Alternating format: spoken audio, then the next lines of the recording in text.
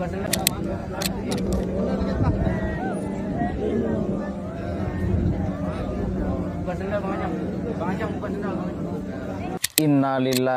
sangat mengenaskan sekali nasib Ridwan Kamil setelah digugat cerai. Doa terbaik mengiringi Pak RK. Ternyata Ridwan Kamil punya jejak yang sangat buruk.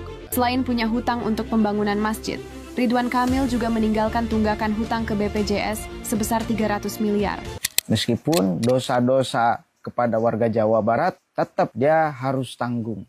Korupsi BJB katanya kan harus juga dia tanggung. Sampai hancur dengan keluarganya Ridwan Kamil. Assalamualaikum teman-teman. Ya, innalillahi wa inna ilaihi rajiun. Ya, kali ini Jabar ya dalam keadaan berduka, teman-teman. Ketika mendengar pertama kali ya pemberitaan ya katanya Kang Ridwan Kamil itu telah meninggal dunia. Ya, katanya seperti itu, teman-teman. Ya, kalau kita berbicara tentang Kang Ridwan Kamil ya, kita mengetahui bagaimana dia dahulu. Ya, bagaimana orang ini dipuji-puji. Ya, bagaimana orang ini dianggap begitu perfect lah. Ya, seakan-akan seorang pemimpin yang tanpa memiliki sisi negatif. Ya, bahkan teman-teman, ya kalau kita melihat ya gubernur ini ya, Kang Ridwan Kamil ini memiliki ratusan penghargaan, bahkan kalau tidak salah 500 lebih. Ya, pengakuan ini ya datang langsung dari Kang Ridwan Kamil. Ya, coba. Orang yang dahulunya seperti itu tetapi berakhir seperti ini. Ya, keluarganya hancur. Ya, nama baiknya, kemudian ya karir politiknya semuanya habis. Yang dimana ya tidak sedikit daripada netizen ini menduga bahwasanya semua keadaan yang saat ini dialami oleh Ridwan Kamil ya itu akibat ya ulah tangannya sendiri, teman-teman ya. Memang seperti itu ya, ketika seorang manusia diuji dengan kenikmatan, kekayaan, kemudian jabatan, ya terkadang ya lebih besar persentasenya orang tersebut lalai, teman-teman. Orang tersebut ya melakukan hal-hal ya di luar daripada ya norma-norma agama dan sosial. Ya, mungkin baiknya coba langsung kita simak video berikut ini, teman-teman. Bukan mau nyombong, maaf nih. Saya di akhir jabatan saya sebagai gubernur, saya dapat penghargaan 550, Ci. Bukan mau nyombong katanya, teman-teman. Ya, mendapat penghargaan 550. Untuk semua dimensi, sebutin urusan pendidikan, ekonomi, kan ada ukurannya. Oke. Dan kalau dikasih penghargaan itu kan artinya ada before after. Before-nya jelek, lambat, korup, menjadi lebih bersih ya. Saya fight corruption dengan AI, dengan teknologi memberantas. Saya bikin apps pengaduan, saya menggratiskan SPP walaupun ada dinamika. Saya mewisuda 7.000 petani milenial baru. Saya bikin 5.000 bisnis di pesantren. Tulis bisa panjang lah ya, kali 500. Makanya kalau saya ditanya, apa kebahagiaan Pak Ridwan jadi gubernur? Ada di 500-an cerita itu. Itu aja. Bukan mau nyombong, maaf. Katanya pakai AI, teman-temannya memberantas korupsi. Pertanyaannya, teman-teman, ya mungkin ya, koreksi kalau saya salah.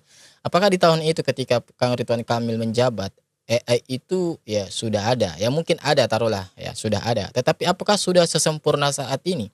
Ya tentu kita tahu ya, awal-awal kemunculan AI itu ya hanya bisa dipakai ya orang Indonesia, rata-rata dipakai untuk mengedit foto, ya video pun itu ya masih istilahnya ya kurang sempurna lah sampai seperti kalau dibandingkan dengan tahun-tahun sekarang ini.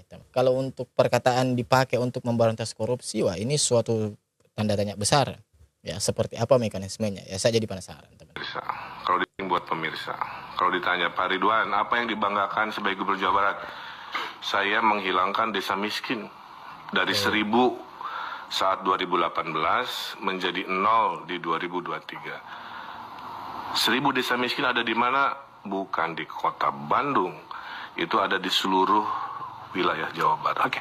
Mendengar pernyataan Pak Ridwan Kamil selama beliau menjabat 1.000 desa miskin, itu sudah tidak miskin lagi dari 2018 sampai 2023. Kumaha damang warga Jawa Barat. Apa kabar ya dengan pemberitaan ya dana BPJS itu, Pak? Ya, itu kan juga sempat ramai itu dulu.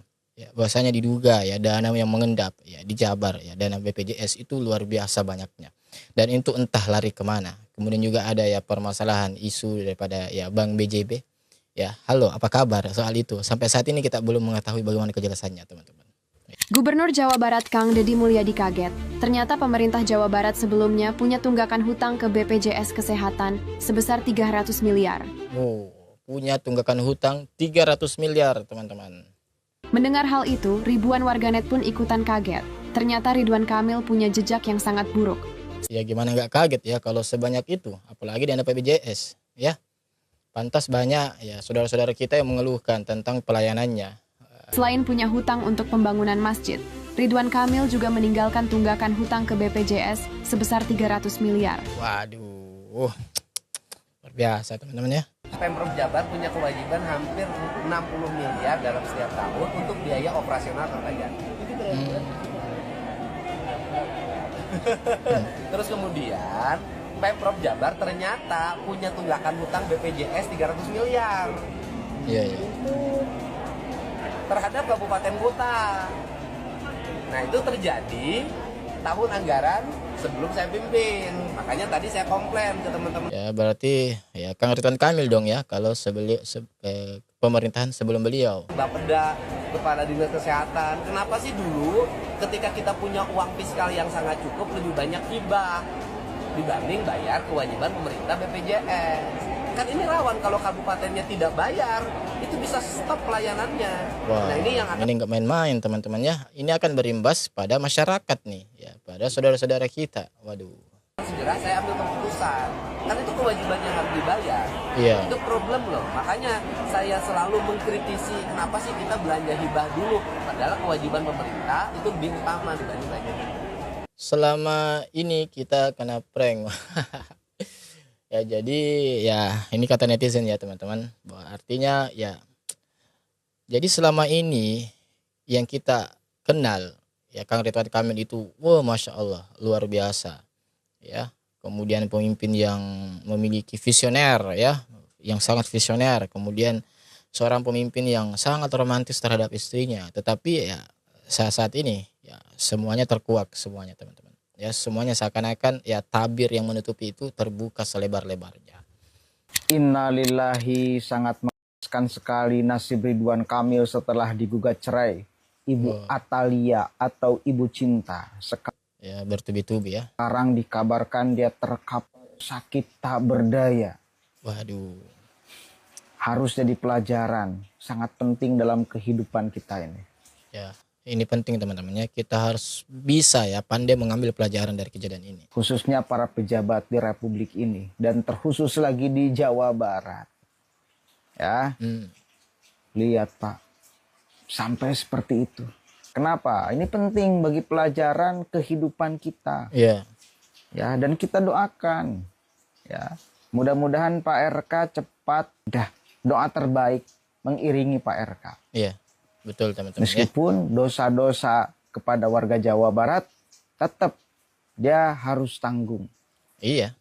Ya, kalau memang itu benar ya, harus memang ditanggung teman-teman. Karena ini menyangkut permasalahan haknya orang lain ya, haknya saudara kita yang lain. Ya. Korupsi BJB katanya kan harus juga dia tanggung. Sampai hancur dengan keluarganya Ridwan Kamil. Betul ya teman-teman ya. Salah satu contoh setelah memimpin rusak luar biasa Ridwan Kamil. Ketika memimpin orang memuja dan memujinya. Setelah memimpin, beres memimpin, rusak. Karir politiknya rusak. Rumah tangganya hancur. Gue kenapa sih Ridwan Kamil yang notabene adalah kubunya Jokowi gitu ya. Sumber A1, kenapa Ridwan Kamil dihancurkan? Ya, Oke. sampai kena isu korupsi juga. Oke. Padahal kalau kita lihat sebenarnya Ridwan Kamil kan baik-baik aja gitu. Dan ini sebenarnya 3 hal utama kenapa sih Ridwan Kamil sampai bisa namanya sejelek ini sekarang. Oke. Alasan nomor 1 karena sebenarnya Ridwan Kamil itu kan antitesisnya Kang Deddy Mulyadi gitu. Sebenarnya Ridwan Kamil namanya jelek juga sekarang. Salah satunya juga agar isu-isu tentang Deddy Mulyadi itu menjadi sangat positif gitu. Oh. Iya. Salah satunya isu korupsi gitu ya. Itu mungkin salah satunya juga didistribusikan oleh timnya Kang Deddy Mulyadi juga gitu. Oh. Ini gak main-main teman-teman ya. Ini harus bisa menunjukkan ya buktinya jika ia mengatakan tersebut, bahwasanya salah satu sebab ya keadaan Ridwan Kamil ya saat ini seperti itu katanya karena dari Kang Deddy Mulyadi juga. Ini nggak main-main ini. Nah, alasan nomor 2, kenapa sih Ridwan Kamil kena isu selangkangan juga gitu, kena isu korupsi juga. Nah, ini karena sebenarnya kalau di Golkar itu kan adalah partai terbuka gitu ya. Dan sebenarnya Ridwan Kamil itu lebih dekat ke Airlangga. Dan pemimpin Golkar sekarang itu sebenarnya ingin menyingkirkan Airlangga juga. Jadi demi menyingkirkan Airlangga, orang-orangnya Airlangga di bawahnya salah satu Ridwan Kamil juga namanya harus jelek agar menyingkirkannya jadi lebih mudah.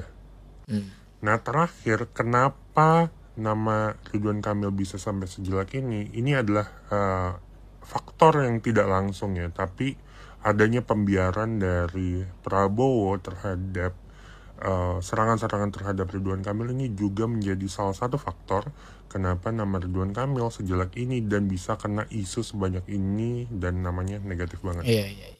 Jadi itu aja dari gue, karena gue udah lama gak buat video juga, dan semoga cukup menjelaskan kenapa nama Ridwan Kamil bisa sejelek ini, padahal kalau dilihat sangat baik terhadap Jokowi dan Prabowo. Memang sangat-sangat membuat kita ini terkejut. Ya, seakan-akan ya setelah beliau ini menjabat, ya khususnya pada saat beliau setelah bercerai, semuanya itu ya bertubi-tubi menimpa beliau. Ya, entah karena ini memang semata-mata ujian atau memang teguran dari Allah Subhanahu wa taala, ya wallahu alam soal itu. Ya, dan kita tidak memiliki hak ya untuk mau mengetahui itu lebih dalam. Intinya adalah teman-teman, kita sebagai seorang ya manusia yang baik, apalagi kita sebagai seorang muslim yang baik, hendaknya cukuplah kita ini mengambil pelajaran dari setiap kejadian yang ada, teman-teman.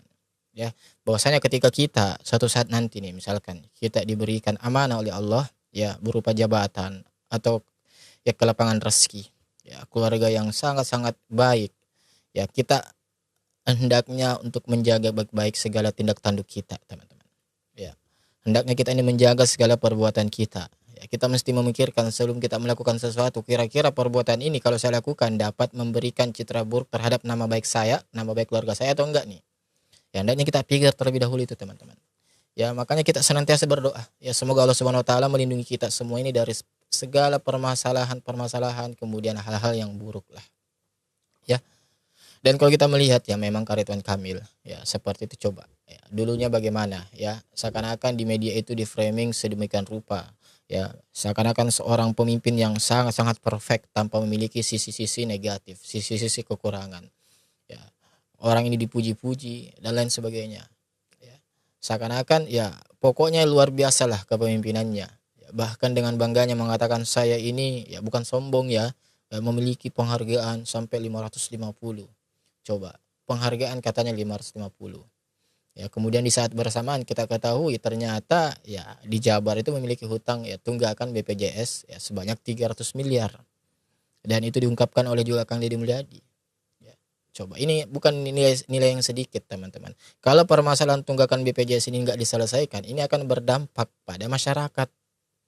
Ya, orang yang tadinya misalkan ya dia sangat membutuhkan ya akses BPJS itu untuk mungkin kebutuhannya ya di rumah sakit dan lain sebagainya, tetapi karena tunggakan otomatis kan nggak bisa, masyarakat nggak bisa berobat, masyarakat nggak bisa mendapatkan pelayanan di rumah sakit karena memang tunggakannya ya, karena iuran daripada BPJS itu menunggak. Ini harus diselesaikan, teman-teman ya. Saya pribadi justru kasihan sama Kang Deddy Mulyadi ya, harus menanggung sesuatu ya, beban masa lalu ya, sesuatu yang sebelumnya ya beliau tidak bekerjakan itu. Ya, artinya peninggalan ya, beban masa lalu. Coba. Ya kalau sudah seperti ini bagaimana? Ya. Makanya teman-teman ya, kita ini masih mending cukup ya istilahnya dalam kutip ya. Enggak ada yang baik sebenarnya. Kalau kita memiliki masalah sama Allah, kita bertobat, insya Allah Allah akan mengampuni. Selama kita benar-benar bertobat, taubatan nasuha. Dengan cukup kita minta maaf, ya memperbaiki diri, maka insya Allah Allah akan mengampuni. Tetapi kalau kita memiliki salah kepada manusia, yang ini yang sulit, teman-teman. Ya, kita minta maaf sama manusia, oke, dimaafkan tuh secara lisannya, tetapi belum tentu dalam hatinya, belum tentu ia legowo pada saat itu. Ya, apalagi ini kalau kita menyangkut orang banyak. Coba. Demikian teman-teman, bagaimana tanggapan kalian? Silakan tinggalkan jejak kalian di kolom komentar kita di bawah. Assalamualaikum warahmatullahi wabarakatuh. Barakallahu fikum.